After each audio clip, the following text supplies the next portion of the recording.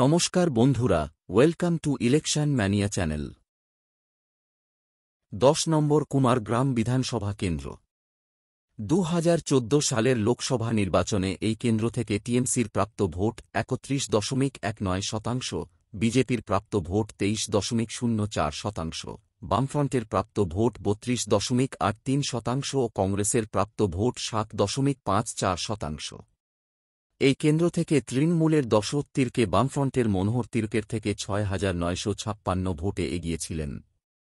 2016 সালের বিধানসভা নির্বাচনে এই কেন্দ্র থেকে টিএমসির প্রাপ্ত ভোট 37.27%, বিজেপির প্রাপ্ত ভোট 21.66%, বামফ্রন্টের ও কংগ্রেসের মিলিত প্রাপ্ত ভোট 34.32%। এই কেন্দ্র থেকে তৃণমূলের জেমস কুজুর বামফ্রন্টের মনোজ কুমার ওরাওকে 6,153 ভোটে পরাজিত করেন।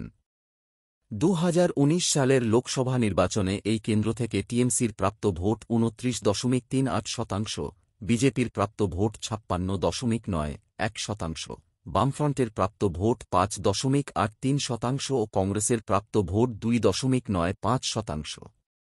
এই কেন্দ্র থেকে বিজেপির জন বার্লা তৃণমূলের দশরথ তির্কের থেকে 50,244 ভোটে এগিয়েছিলেন। 2021 সালের বিধানসভা নির্বাচনে এই কেন্দ্র থেকে টিএমসির প্রাপ্ত ভোট 43.43%, বিজেপির প্রাপ্ত ভোট 48.16%, বামফ্রন্টের ও কংগ্রেসের মিলিত প্রাপ্ত ভোট 4.83%। এই কেন্দ্র থেকে বিজেপির মনোজ কুমার ওরাও তৃণমূলের লেওস কুজুরকে 11,001 ভোটে পরাজিত করেন।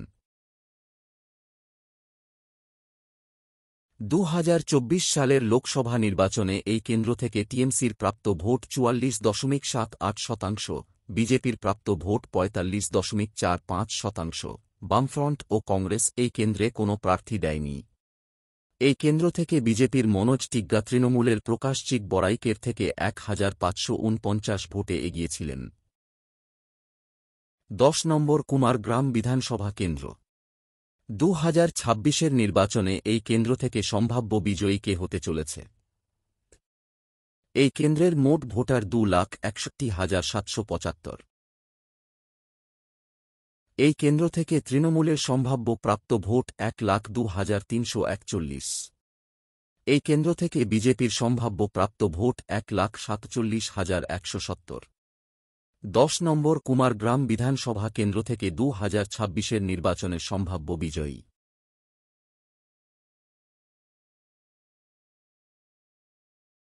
এখন পর্যন্ত প্রকাশিত 10টি আসনের ফলাফল।